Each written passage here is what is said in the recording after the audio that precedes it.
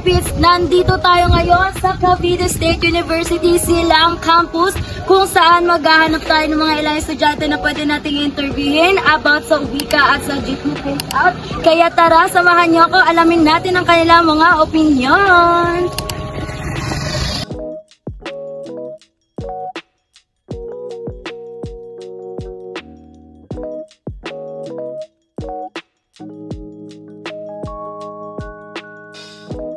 A few moments later.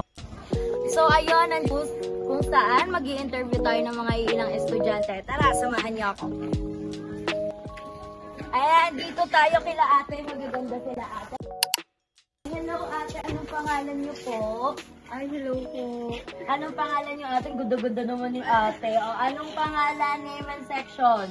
May Andelosa, VSP and Tracy. Taga Tracy daw po siya. O ate, may katanungan kami sa'yo. Okay lang ba na interviewin ka namin? Okay lang po. Ayun, para sa'yo, ano ang pinaka-memorable na meron ka sa jeepney, nung sumasakay ka ng jeepney, anong pinaka-memorable mo doon? Siguro yung dalawa siya eh, yung isa yung pag-akyat ko is nauntog ako. Nakita mo crush mo, no? Charot. Tapos yung pangalawa, yung sobrang lutang ko, imbis na sabi ko bayad po, sabi ko, pabili po. So, napaka-memorable ng memorable. Ayan, sa pangalawang tanong naman natin, ate, sang-ayon ka ba sa jeepney face out at bakit? Para sa akin, opo, sang-ayon ako kasi ito naman yung magiging dahilan ng pagbago ng ating bansa. Why not, diba? Tsaka makakatulong din ito sa ating environment kasi sa mga jeepney is, yun nga yung mga uso, yung mga pollution na nangyayari sa atin. Ayun, napakaganda ng sagot ng ating interviewer, no ate. Maraming salamat. Tara, punta naman tayo sa ating next interviewer.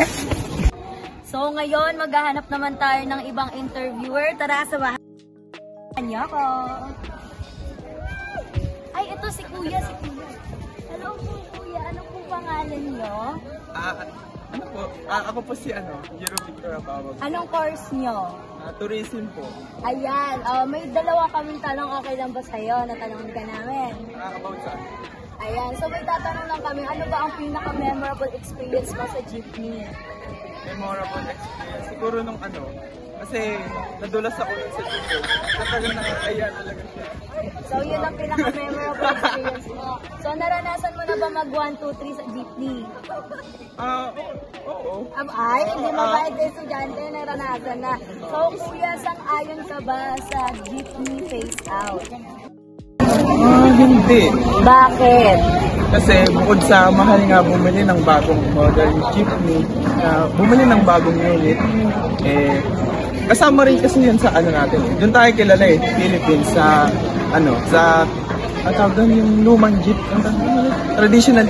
Doon tayo kilala sa traditional jeepney. So kung papalitan siya, di mababaliwala. Talaga na mga sagot nila. So ayan kuya, maraming salamat sa iyo. Ingat ka, enjoy mo yung turon mo. Ayan, maghahanap pa tayo ng iba nating mga interviewer. Kaya tutok lahat, tara!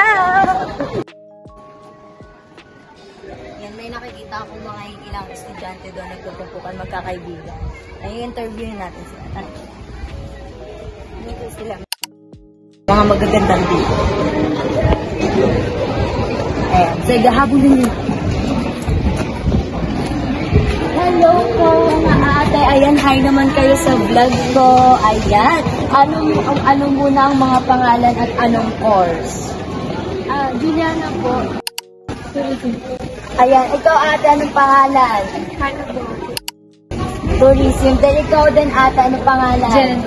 Tourism. Ay, tourism. Lahat po sila tourism. Ikaw ate? Charmaine po. Ay, tourism po silang lahat. So, ngayon, nandito tayo. Ayan mga ate, nandito ako ngayon para tanungin kayo kung... Ayan, para sa quiz ng ating palaro ngayon, ito ang ating mechanics. Magkakaroon ako ng mga katanungan at kung sino ang unang makakasagot, itatap lang ang ating mic para sumagot. Ayan, ready na ba kayo? Ready na! Kayo, ready na ba kayo? Ready na! Ay, hindi ako nako-convince na ready. Ready na ba kayo? Ready na! Ayun, ready na sila. At syempre kung sino ang manalo, may papremyo na Gcash. Ayan, eto na ang unang katanungan. Ang unang katanungan, ano ang pambansang wika ng Pilipinas? Ayan, ate.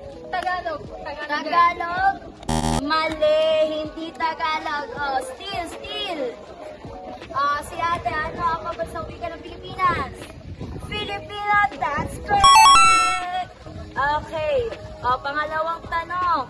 Sino ang naglabas ng executive order bilang 210 na may pamagat na establishing the policy to strengthen the use of English as second language in the education system?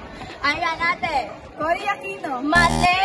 Ayan kasi hindi nag-review. Ayan. Okay. O, sino? O, ate. Sino? Gloria Macapagal-Arroyo. Gloria Macapagal-Arroyo. Tama nga ba? It's correct. Ayan, 1 point na si ate. 1 point na din si ate. O, mga ate, babawi pa ba? Babawi. Ikaw ate, babawi pa ba? Babawi sila. Okay, next question. Anong alyansa ang tagapagtanggol ng wika ng Pilipino? Ano? Tanggol Wika. Correct! Alam na si ate, congratulations. On next question. Anong taon nakipagkaisahang pa siya na pumili ng isang katutubong wika? Ikaw ate. 1944? Mali. Ayan. Sino next? Kailan? Anong taon? Ate.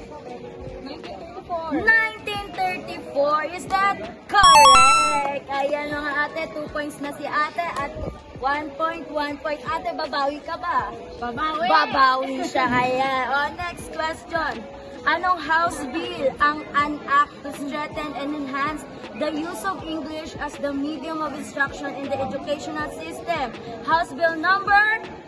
Ano ate? House Bill number 233. Mali! Ayan ako. Better luck next time. Anong House Bill number? Ate? House Bill 5091. 5091, is that correct? Tama! Yan, sino bang nanalo? Sino?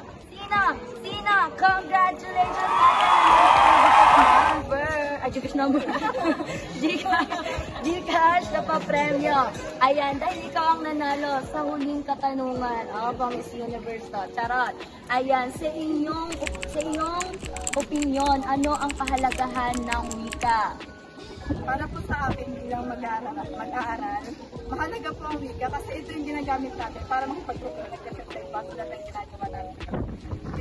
Wika rin ang dahilan kung bakit umuunlad o gusto isang bansa. At wika rin ang dahilan kung bakit kinikilala isang bansa. Ayan, napakagandang sagot. Mas daig pa si Catriona Gris sumagot. Ayan mga tropa pits, maraming salamat sa pagsama sa inyo. Please subscribe and like my video. Salamat, bye-bye!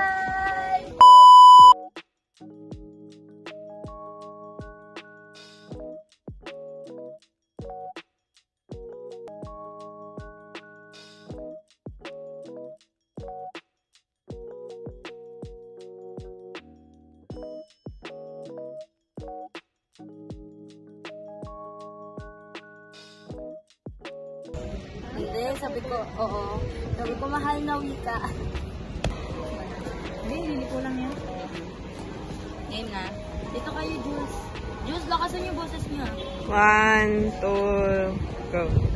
So, bago tayo maglaro, ito muna ang mechanics ng ating palaro ngayon, no? So, ayan po ang ating mga kalaro ngayon, ang ating mga tourism student dito sa Capsu sila. So, magtatanong ako ng mga ilang katanungan about sa ating wika. At kung sino ang unang makakakuha ng ating mic para sumagot, siya ang may sasagot. At magkakaroon ng pa-premyo. Syempre, Gcash lang yan. Ayan, okay. Ready na ba kayo? Ready na! Kayo, ready na ba kayo? Ready na! Ayan, ready na sila. Cut mo muna kasi may truck na ba.